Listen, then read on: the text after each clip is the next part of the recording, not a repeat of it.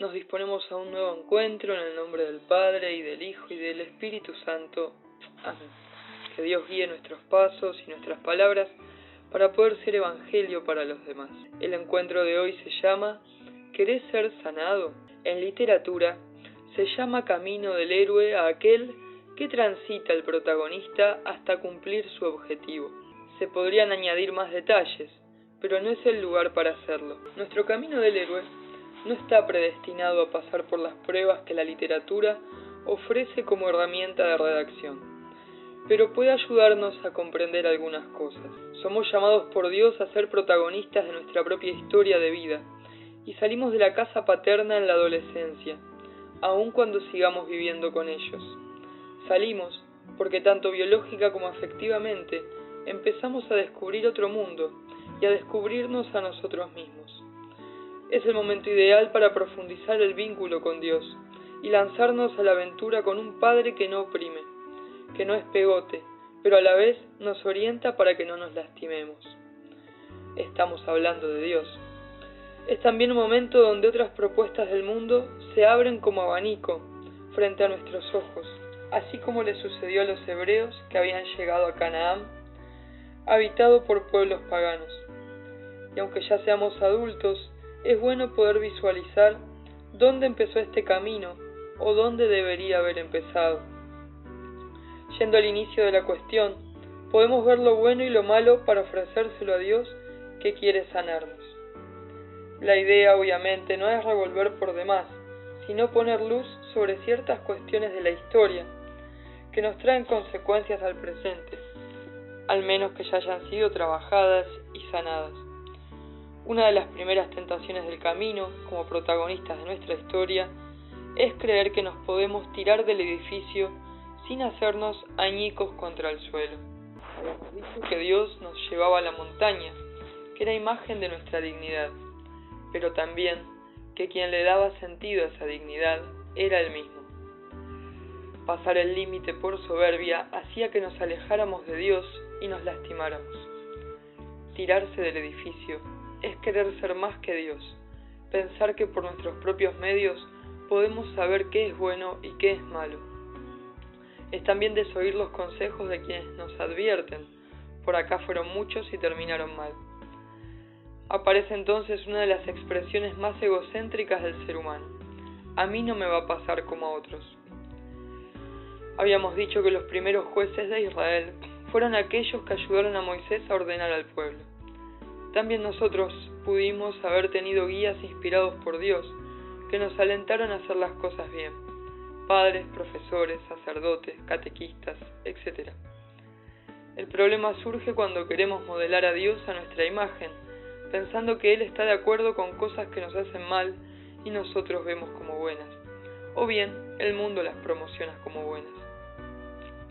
Dios nos sale al encuentro a través de esos guías, sean familiares, sacerdotes, profesores o quien sea, que nos muestran todos los indicios de por qué tirarse del edificio resulta una pésima idea. Además, nos pone de ejemplo a otros que ya se tiraron y se hicieron daño.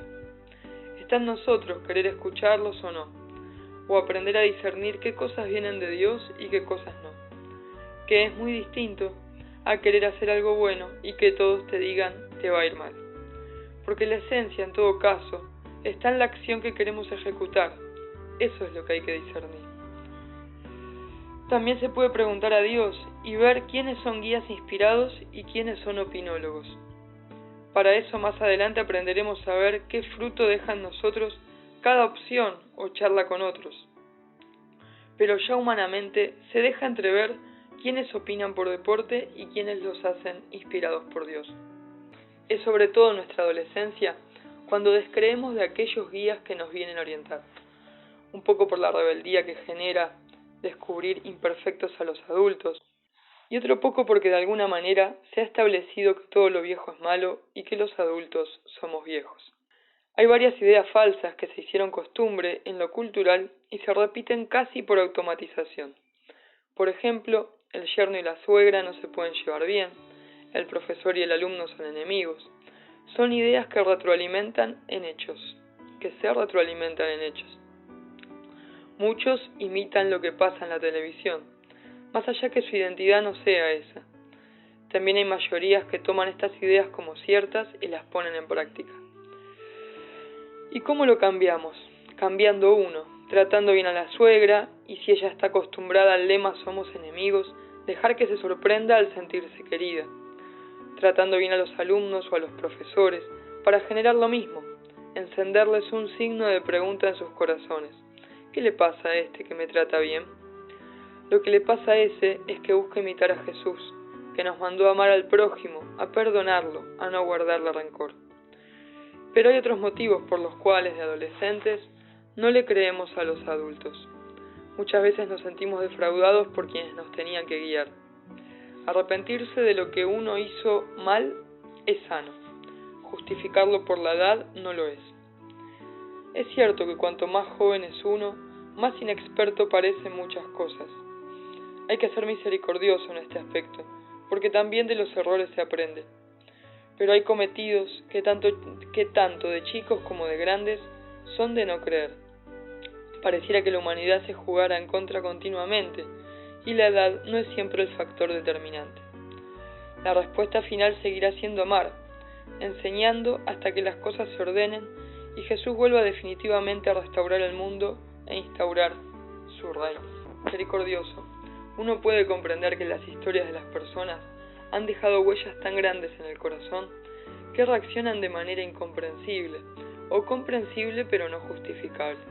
Se abre así un abanico de desórdenes causados por heridas en las personalidades de muchos niños y adolescentes, que muchas veces siguen la cadena y dañan a más personas, como ellos mismos fueron dañados. Estas cosas necesitan ser sanadas, y es el mismo Dios el único que puede sanarlas, porque Él conoce mejor que nadie a cada uno de nosotros. Comprender al otro, entender su pasado y su presente, no justifica las malas acciones que dependen de uno, aunque haya algunos que hayamos tenido más herramientas para tomar buenas decisiones. Si uno arremete contra otro, aunque su historia lo haga entendible, no justifica su acto, y éste deberá hacerse cargo de lo que hizo. Pidámosle a Dios que sane nuestras heridas para poder cortar con esas cadenas de daños que nos hicieron y que hicimos en consecuencia. Dios quiere sanarnos y la sanación empieza diciéndole a Él que queremos ser sanados. Jesús en el Evangelio suele decir, ¿qué quieres que haga por ti? Dios no nos violenta, nos pregunta, ¿querés ser sanado? Pedíselo a Dios. Tranquilo, tranquila, es un proceso.